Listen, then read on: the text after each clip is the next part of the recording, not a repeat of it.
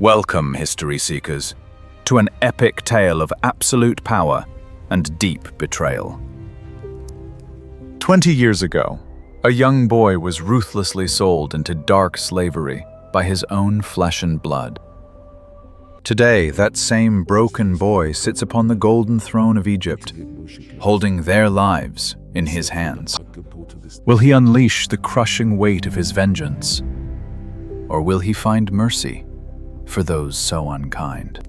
The ultimate test of human nature is about to unfold. Let us witness this ancient drama. High upon the royal balcony, the vizier stands in silence, watching the men who broke him. His heart is a fortress of ice, remembering the dusty pit where they left him to perish. He believes that human cruelty never truly fades, that wicked souls remain forever unchanged. A brilliant, deadly trap is set in motion, designed to expose the darkest corners of their minds. The loyal steward moves through the shadows, carrying the sacred silver cup of the great ruler. With silent precision, he slips the shining treasure deep into the heavy sack of the youngest boy. Innocent Benjamin sleeps soundly, completely unaware of the deadly snare closing around his throat. Morning breaks over the vast Egyptian landscape, casting golden rays upon the departing caravan. The 10 older brothers tie their loaded animals, breathing deep sighs of desperate, joyful relief.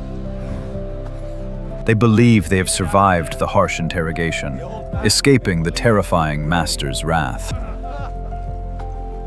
Laughter echoes slightly among the dusty travelers as they walk toward the distant horizon. But high in the palace, the vizier gives the signal, unleashing the terrible storm upon them. The royal Medjay gods mount their swift chariots, their bronze weapons gleaming under the burning sun. A cloud of blinding dust rises from the desert floor as the elite soldiers charge with fierce fury. Would these men abandon their youngest brother today, just as they had abandoned Joseph in the past? This is the ultimate, grueling test of their character, a trial forged in the fires of vengeance. History teaches us that old habits die very hard, and selfishness often conquers brotherly love. The thundering hooves grow louder behind the caravan, shattering their fragile illusion of safety. Judah turns around, his weary eyes widening in fear as the armed horsemen block their narrow path. "Stop where you are!" the captain of the guard bellows loudly, pointing his sharp, deadly spear at their chests. The brothers freeze in absolute terror, their rough hands trembling as they drop the heavy animal reins. "Why have you repaid our master's great kindness with evil?" the angry steward demands without mercy. He accuses them of stealing the sacred silver cup, a crime punishable by eternal bondage. Shockwaves ripple through the exhausted, dusty nomads. They swear their complete and absolute innocence. "If any of us has this cup, let him die right here, and we will become your humble slaves forever." It is a bold, dangerous gamble, driven by the desperate certainty that none of them are thieves. The Egyptian soldiers begin the tense, methodical search, starting with the eldest brother's heavy sack. Sack after sack is violently torn open, spilling golden grain onto the unforgiving sand. The tension mounts as they move down the line of trembling men, finding nothing hidden there at all. Finally, they reach Benjamin. His fragile, small hands shake as the harsh guards approach his cargo. The rough sack is pulled open. A sudden, blinding gleam of polished metal catches the harsh desert sunlight. The sacred silver cup rolls out into the dirt, an undeniable sentence of doom for the frail boy. Benjamin collapses to his knees, his wide eyes staring at the stolen treasure in absolute horror. The older brothers erupt in cries of pure agony, tearing their own garments in despair. According to the law, the boy must now become a slave in Egypt, never to see his homeland again.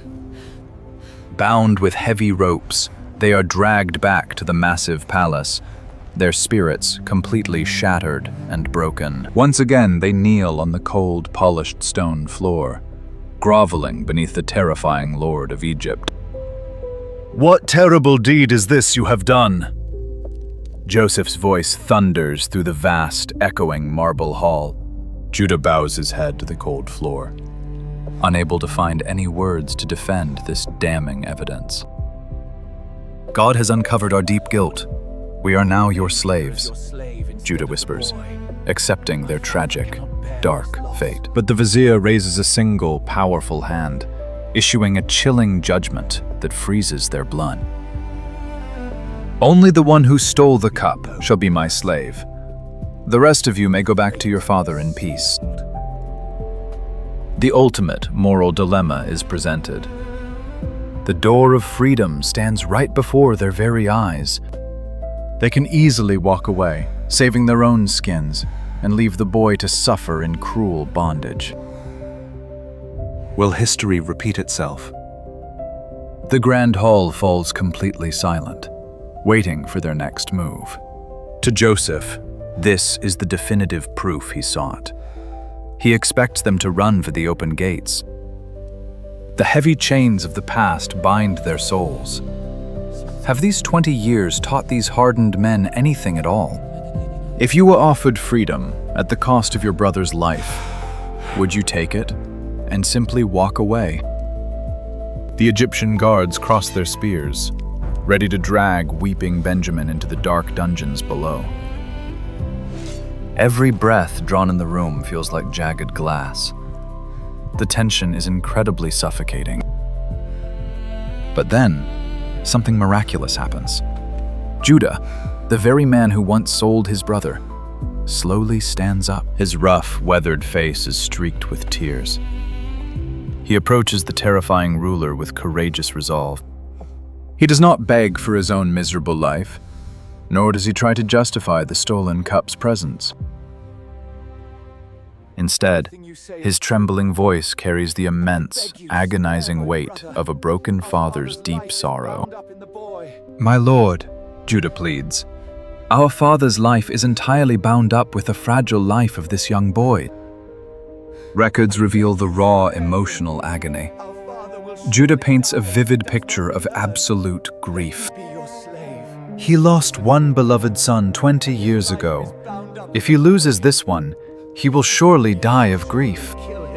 Hearing these painful words, the powerful vizier clenches his jaw. The memories hit him like heavy stones. Judah falls heavily to his knees, making a sacrificial offer of his own freedom.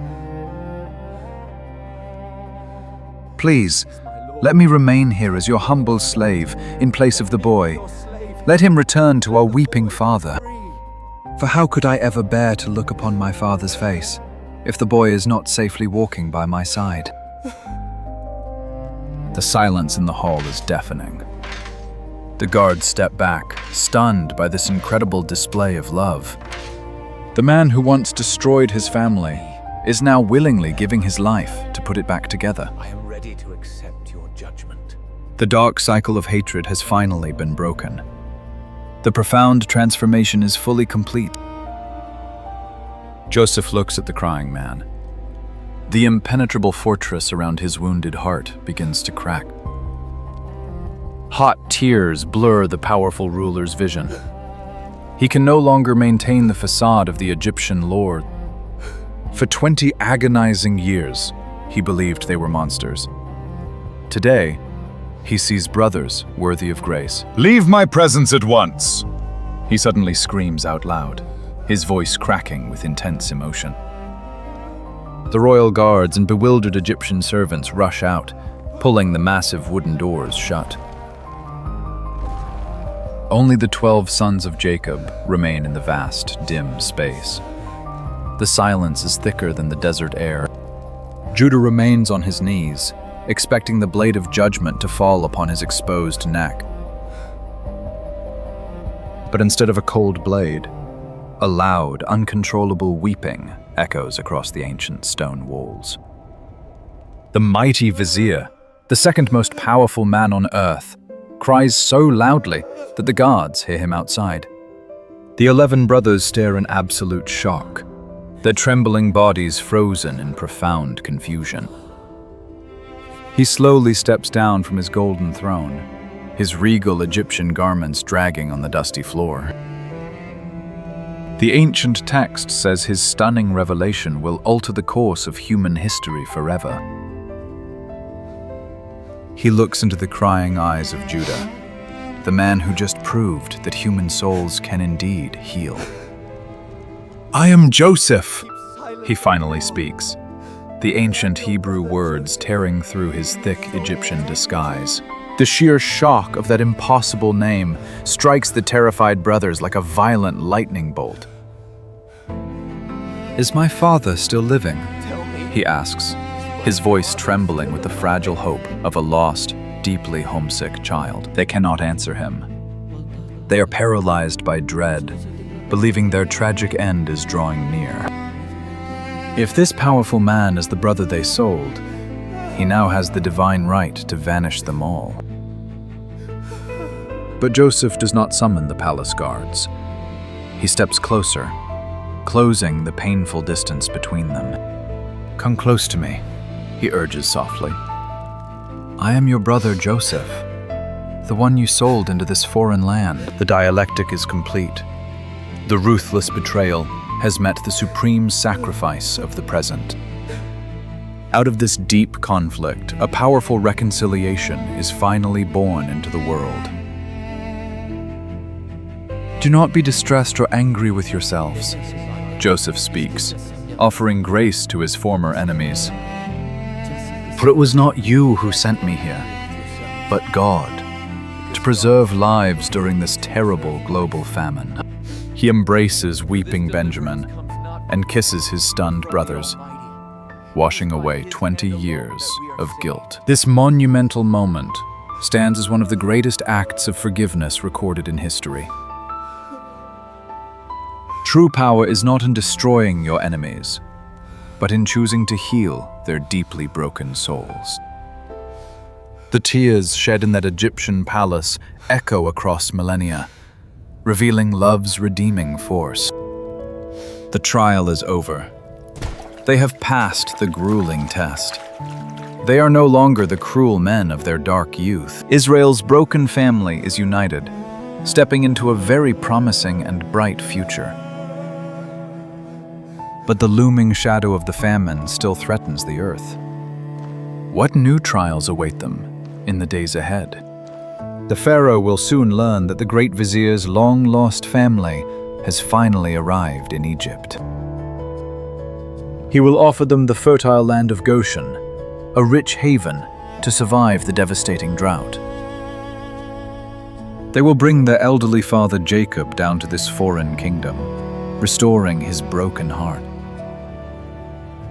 This remarkable tale reminds us that the deepest historical wounds can indeed be fully healed.